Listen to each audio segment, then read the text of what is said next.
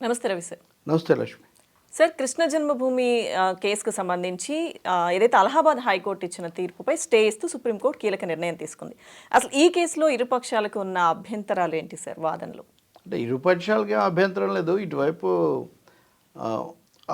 దాన్ని నిర్వహించేటటువంటి వాళ్ళకి సంబంధించింది ఒకటి, పక్కన ఉన్నటువంటి ఈద్గా మైదానం దానికి అది కూడా మాకే రావాలి అన్నది కదా. రామ జన్మభూమి, కృష్ణ జన్మభూమి, ఇక్కడ వారణాసి, ఈ మూడు వాళ్ళు తీసుకొచ్చిన సమస్యలు. అయోధ్య పహలి జాకి హై, కాశీ మధుర బాకీ హై అన్నది వాళ్ళ స్లోగన్ అప్పుడు. సో ఇప్పుడు అయోధ్య అయిపోయింది కాబట్టి ఇంకా అక్కడ ఏర్పాట్లు జరుగుతుండగానే కేసులు తిరగదోడారు. చాలామంది భావించింది, లేకపోతే అందరూ అనుకుంది ఏంటంటే 1991 ప్లేసెస్ ఆఫ్ వర్షిప్ యాక్ట్ ప్రకారం ఒక అయోధ్య రామ జన్మభూమి సమస్య మటుకే సుప్రీంకోర్టు తీర్పు ప్రకారం పరిష్కారం కావాలి. మిగిలినవన్నీ ఇక వేటిని కదిలించకూడదు. మిగిలిన అన్ని చోట్ల 1947 ఆగస్టు 15 ఏ పరిస్థితి ఉందో అదే కొనసాగాలి. ఎందుకంటే ప్రతి ఆలయాన్ని లేదా ప్రతి మసీదును ఇక్కడ ఇది ఉంది అది ఉంది అని ఇంకా ఇతర చోట్ల కొన్ని చర్చిలు కూడా ఉండొచ్చు. ఇలా వీటి మీద ప్రార్థనా స్థలాల వివాదాలు పెంచుకుంటూ పోతే భిన్న మతాలు ఉన్నటువంటి ఈ దేశంలో అశాంతి వస్తుంది. రామ జన్మభూమి, బాబ్రీ మసీదు వివాదమే చాలా చేదు అనుభవాలు మిగిల్చింది అన్నది ఇక్కడ ప్రధానమైన మనకున్న అందరి యొక్క అవగాహన. కానీ నేను ఇందాక అన్నట్టు అదొక స్లోగన్ వాళ్ళకు, సంఘ పరివారకు సంబంధించినంత వరకు అయోధ్య పహలి జాకి హై, కాశీ మధుర బాకీ హై అని. అందుకే వాళ్ళు వాటిని లేవనెత్తారు. అయితే చాలామంది భరోసాగా ఉన్నది ఏంటంటే 1991 peoples places of worship act, ప్రార్థనా స్థలాల చట్టం చేశాం కాబట్టి ఇంకా మిగతా చోట్ల ఏం రాదు, అయోధ్య అయిపోతే ఇంకా అయిపోతుంది అని చాలామంది హిందువులు, శాంతి కాముకులు, లేదా అన్ని మతాలు కలిసి ఉండాలనుకునే వాళ్ళు హాయిగా ఉన్నారు. కానీ హఠాత్తుగా అక్కడ స్థానికమైన న్యాయస్థానాలు, కొన్ని సందర్భాల్లో హైకోర్టులు, ఇవి ఎక్కువ భాగం యూపీలో ఉన్నాయి దురదృష్టవశాత్తు అదృష్టవశాత్తు. సో ఆ ప్రభుత్వం పూర్తిగా వాళ్ళది. సో వాళ్ళు వీటిని తిరగదొడము, మీరు వెళ్ళి అక్కడ తనిఖీ చేయండి, అక్కడ పురాతన వస్తువులు దొరుకుతాయేమో చూడండి, లేకపోతే వీళ్ళని కూడా అదే రోజు స్నానం చేయడానికి మీరు అనుమతించండి, ఇట్లాంటివి తీసుకురావడం వల్ల ఈ సమస్య పెరిగింది. అదే జ్ఞానవాపి మాస్క్ అనేది చాలా ప్రసిద్ధమైన కాశీ శివాలయం పక్కనే ఉంటుంది. అది ఎప్పటి నుంచో వాళ్ళు ఇద్దరు కలిసే ఉన్నారు. అల్లా శివుడు శతాబ్దాలు గడిచిపోయినాయి, రాజ్యాలు మారాయి, అన్నీ అయిపోయినాయి. ఎప్పుడు అదేమీ అయిపోయింది, ఎప్పుడో చరిత్రలో జరిగింది అన్నట్టుగా. కానీ దాన్ని మళ్ళీ తీసుకొని వచ్చి అక్కడ ఉన్నది ఫలానా శివలింగం, అది దాన్ని వీళ్ళు ఇదిగా వాడుతున్నారని ఒకటి అవునో కాదో తేల్చమని, అంటే పెద్దగా అనుమతులు ఇవి ఇంకా సుప్రీంకోర్టు దగ్గర రాకుండానే ఆ కింది స్థాయిలో సర్వేలు, వాటి మీద కొన్ని తనిఖీలు రకరకాల పేర్లతో, నేను అన్ని చెప్పట్లేదు, చేస్తూ వచ్చారు. దీని మీద హైకోర్టుకు అభ్యంతరానికి పోతే వాళ్ళు కూడా ఓకే చేశారు. ఎప్పుడైతే కాశీది కూడా అయిందో అప్పుడు మళ్ళీ మధుర దాని మీద వెళ్ళారు, దాని మీద కూడా వెళ్ళారు. వెళ్ళినప్పుడు మొదటి దశలోనే సుప్రీంకోర్టుకు వచ్చారు. వస్తే వాళ్ళు ఊరికి ప్రాథమికంగా చేస్తే ఇబ్బంది ఏముంది, చర్యలు తీసుకున్నప్పుడు కదా అలాంటి స్టాండ్ తీసుకున్నారు. కానీ మధురలో కూడా అదే వచ్చిన తర్వాత ఇప్పుడు సుప్రీంకోర్టు కొంచెం వాళ్ళు స్టే ఇచ్చారు. ఇప్పుడు ఇది ముఖ్యమైన పరిణామమే. అంటే 22/4 అయోధ్యలో రామ మందిర ప్రాణ ప్రతిష్ట ఇవన్నీ జరుగుతాయన్నప్పుడు దేశమంతా సంఘ పరివారు లేకపోతే మోదీ ఇవన్నీ మోగిపోతున్నప్పుడు రకరకాల వివాదాలు కదా, ఏ పార్టీ వాళ్ళు వస్తారు, ఎవరు రారు, ఎందుకు రారు, శంకరాచార్యులే రావట్లేదు, అది ఇంకా విడిగా మాట్లాడాల్సిన టాపిక్. మనం అలాంటి పరిస్థితి ఉన్నప్పటికీ కూడా ఒక సందడి అయితే ఉంది. మిగతా పార్టీలు కూడా మాకు కూడా సంబంధం అని చెప్పుకోవడానికి కూడా కొంత పాకులాడుతున్న ఒక సమయం. ఇలాంటప్పుడు చాలా కీలకమైన మధుర కేసు మళ్ళీ సుప్రీంకోర్టు ముందుకు వచ్చింది. ఇప్పుడు వాళ్ళు ఇచ్చిన జస్టిస్ సంజీవ్ ఖన్నా ఇంకొకరు వాళ్ళు ఇచ్చిన తీర్పు ఒకటే, తీర్పు అంటే ఉత్తర్వు, స్టే ఇస్తున్నాము ఆ హైకోర్టు ఇచ్చిన ఉత్తర్వు మీద, అక్కడ సర్వే చేయండి అని చెప్పటం. దీనికోసం ఒక స్పెషల్ ఆఫీసర్ను నియమించారు. కమిషన్ వేసి కమిషనర్ ఇది ఎలా నియమిస్తారు, దీనికి సంబంధించిన నియమ నిబంధనలు అన్నీ అస్పష్టంగా ఉన్నాయి. అలాగే రాజ్యాంగ నిబంధనలను అన్వయము, లీగల్ యాంగిల్స్ కూడా చాలా ఉన్నాయి.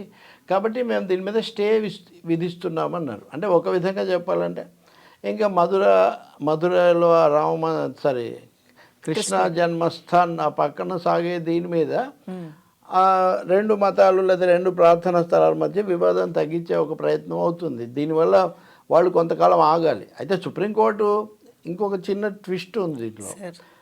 కింద కేసులో జరిగే విచారణను వాళ్ళు ఏం ఆపలేదు, వాదోపవాదాలు ఏం ఆపలేదు. అంటే హైకోర్టులో వాళ్ళ వాదనలు వీళ్ళ వాదనలు ఇవి కొనసాగుతూనే ఉంటాయి. కాబట్టి దీన్ని ఒక విధంగా ఒక మిశ్రమ తీర్పు కింద మనం భావించవచ్చు. ఒకటైతే స్టే ఇచ్చింది, ఇప్పటికిప్పుడు అక్కడ ఏదో సర్వే చేసేసి ఇది వాళ్ళది కాదు వీళ్ళది అని ప్రకటించడం లాంటి తతంగాలు ఏమీ చేయొద్దని మటుకు దానికి మటుకు ఒక ఫుల్ స్టాప్ పెట్టింది సుప్రీంకోర్టు. ఇంకా 1991 ప్లేసెస్ ఆఫ్ వర్షిప్ యాక్ట్, ప్రార్థనా స్థలాల వివాదాల చట్టం అన్నది ఎలా అన్వయిస్తుంది, అసలు ఇది ఒక వాదన హైకోర్టు చేసింది. ఏమనంటే ఇంకా ఈ చట్టం చేశారు కాబట్టి ఇంకా దేశంలో ఏ కోర్టు ఎక్కడ జోక్యం చేసుకోకూడదని దీంట్లో ఏమీ లేదు అని వాళ్ళు చెప్పారు. అది చాలా ఆందోళనకరమైంది. ఇంకా ఏ కోర్టు అంతే కదా, అన్నీ వస్తాయి కదా.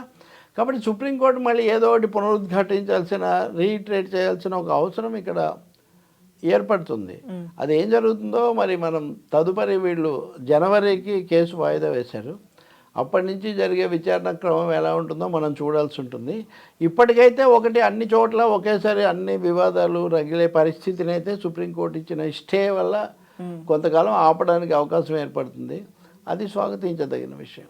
సార్ అయితే అంటే ఇప్పుడు అన్నట్టుగా మీరు అన్నట్టుగా తాత్కాలికంగానే కదా సార్, ఎందుకంటే అక్కడ సర్వే చేయాలి, అక్కడ కట్టడాలకి డ్యామేజ్ జరగకుండా చూడాలంటే అలహాబాద్ హైకోర్టు చెప్పిన అంశం.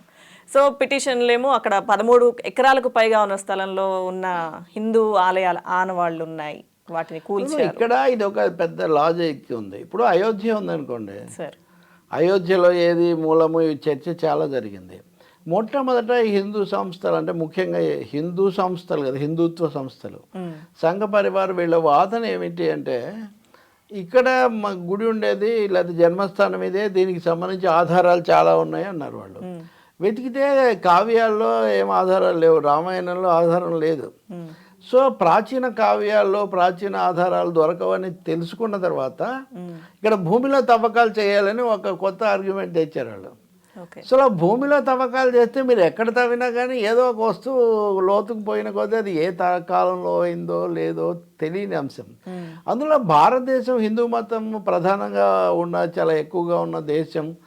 ఇప్పుడు నిన్న మేము ఎక్కడికో వెళ్ళాము, బీదర్ వెళ్ళాము అనుకోండి, అక్కడ బీదర్లో పెద్ద కోట ఇప్పటికి ఉంటుంది. బీదర్, గుల్బర్గా, బిజాపూర్ ఇవన్నీ ముస్లింలు వాళ్ళ కోటలు ఇవన్నీ ఉంటాయి. కానీ అక్కడ కూడా అంతకుముందు బాదామి చాళుక్యులు, రాష్ట్రకూట చాళుక్యులు ఇంకా చాలామంది పాలించిన తర్వాత వీళ్ళు 14వ శతాబ్దిలో వచ్చారు. అంతకుముందు సంబంధించినవి ఏవో ఒకటి కింద ఉండకుండా ఏమి ఉండవు. అది ఎవరు ఎక్కడ పరిష్కరించగలిగిన ఒక అంశం కాదు. కాబట్టి గతాన్ని గత అనుకొని మత సామరస్యంతో ప్రశాంతంగా ఉండటం ముఖ్యం అనేది ఇక్కడ సందేశం తప్ప, ఈ 2 గుళ్ళు అయిన తర్వాత మీ ఊళ్ళో గుళ్ళో ఉందని మీకే అనుమానం రావచ్చు, లేదా మేము ఇంకో ఊళ్ళో ఉన్న మసీదో చర్చో ఇంకోటి రావచ్చు. ఇది ఎండ్లెస్ కదా.